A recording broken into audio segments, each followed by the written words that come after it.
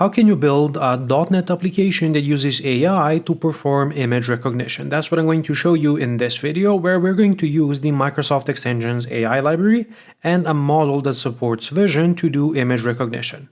This is going to be my starting point. It's just a console application where I install Microsoft Extensions hosting so that I can configure some services with the dependency injection container. Now, what are we going to need to build our application? Well, there is a library called Microsoft.Extensions.AI, which is currently in preview, so you will have to include some pre-release versions, and I'm going to look for Microsoft Extensions AI. And from the available libraries here, I'm going to install Microsoft Extensions AI. Let's grab the latest version. And I'm also going to install Microsoft Extensions AI Ollama. So let me go ahead and grab the latest version. The Ollama library is going to allow me to interact with an Ollama model running on my local machine, and Microsoft Extensions AI is going to help me integrate this with dependency injection.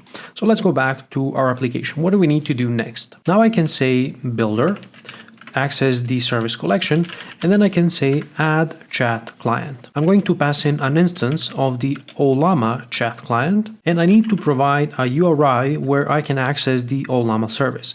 So this is going to be HTTP localhost, and the default port is 11434. The second argument I need to provide is the name of the large language model that I'm going to be running locally. And this is where you have many options. Let's jump into the Ollama website for a moment. Ollama is a simple, lightweight framework that allows us to run large language models on our local machine. Now, if you navigate to the models page, you can see all of the available models that you can run with Ollama. I'm going to filter them based on the vision models, and the first one that shows up in the search results is called Lava, and it's the most popular vision model here, so that's what I'm going to run locally.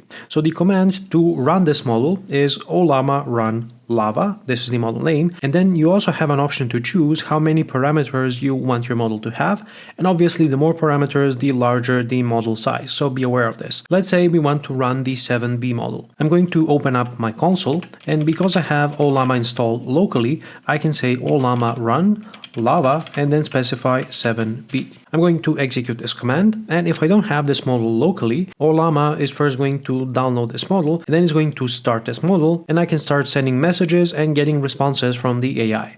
Now we can also connect to this model from our .NET application. Now let's go back to our code, and here I'm going to specify the model name as Lava 7B. Then I can access the service provider to resolve a service from dependency injection, and I want to get back a chat client. So let me create a respective variable, and then I can use my chat client to interact with my large language model running locally using Ollama, and we can perform some tasks. Now in this example, I want to focus exclusively on image recognition. So for this purpose, I prepared a couple of images from traffic cameras. So let me quickly show you what they are. Here is the first traffic cam, and then you can see a few more, and these are actually from border crossings in Serbia, and the image quality in these traffic cam images isn't something to be proud of, but we're going to see how well the AI can manage. So how you interact with a large language model is by creating a chat message and then sending that to get back a response. So I'm going to create a new chat message, and I can specify what is the role of this message. Because we are sending a question, the chat role should be user. And then I'm just going to ask a question, what's in this image? Now, how do we let the model know about the image? Well, there's a collection of AI content where you can pass in your image data. So I'm going to add a new AI content, and because this library is in preview, the API surface is constantly changing. So the current approach is passing in a data content. So here you can specify your image as an array of bytes. So I can say file read all bytes.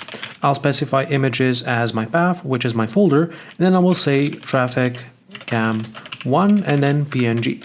You can also specify the media type as the second argument. So I'm going to say image/PNG because this is my file type. And then I can send this message to my chat client and call the getResponseAsync method, and this will give me back the response from the large language model. So now I can finally say console write line, and we're going to pass in the response message text. Let's go ahead and run this.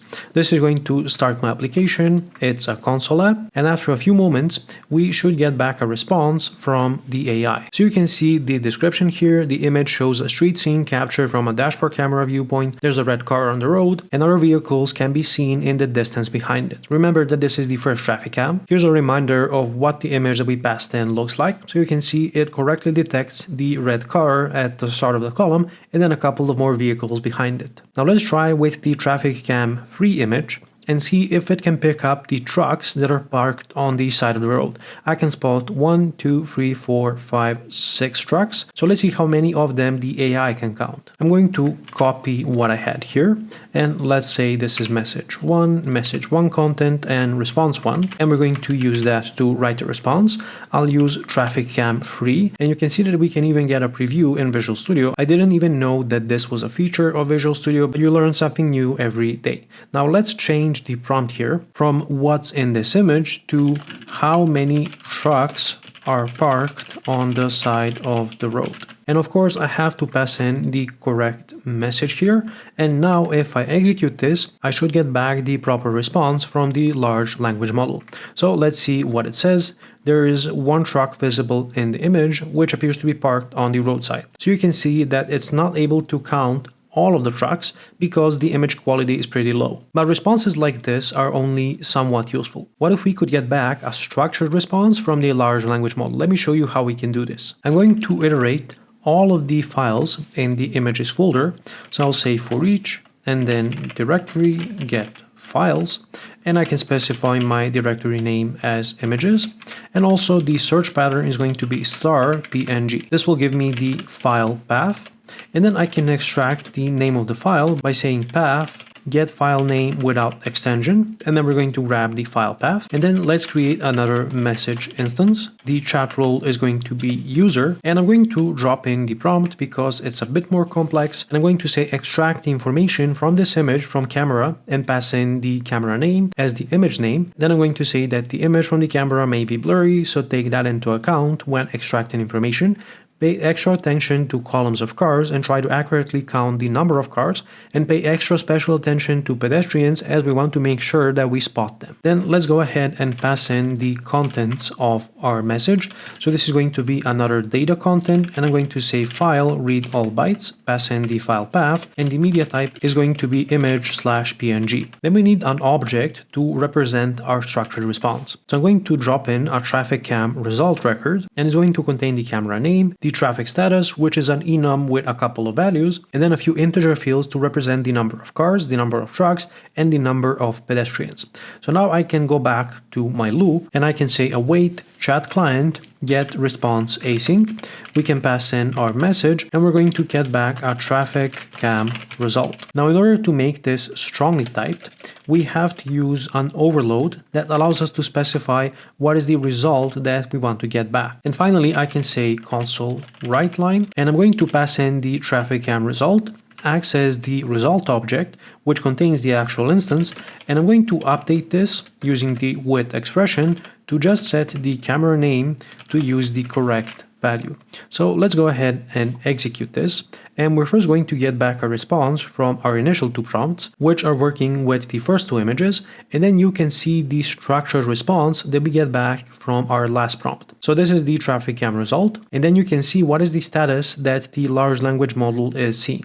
So we get back a value like empty, normal. The number of cars can vary. In this case, I'm seeing 5. It's not really able to count the number of pedestrians correctly, and you're going to see varying results if you run this a couple of more times. So let me comment out the first 2 requests, and let me rerun this, and we should see some different results this time around. Now, obviously, the quality of the responses that you get back are going to heavily depend on how powerful the large language model that you are using is. For example, the paid models from OpenAI or some other providers are going to be much more powerful than something that you can run locally inside of Ollama. You can see that this time around we got some very different results. And this is because the model that we are running isn't that powerful, and the second problem is the images that we are using are pretty blurry. Now, in a future video, I'm going to show you how this works when we use an OpenAI model running inside of Azure, and we're going to see how these results compare to a simple LLM running locally. Now, what else can you do with image recognition? What I did here was just forcing the model to respond with a contract, represented by the traffic count result. You can also use this to implement OCR, optical character recognition. For example, we could extract information from an invoice and populate that into a database. You can scan receipts and then send that to your model and extract information from that. And there are many more interesting use cases. And I'm definitely excited to see how all of this will improve as the Microsoft Extensions AI library reaches a stable release. If you want to learn more about running large language models locally, then you should watch this video next for a more beginner-friendly introduction. Check out my courses to improve your software architecture and .NET skills. Thanks a lot for watching this video, and until next time, stay awesome.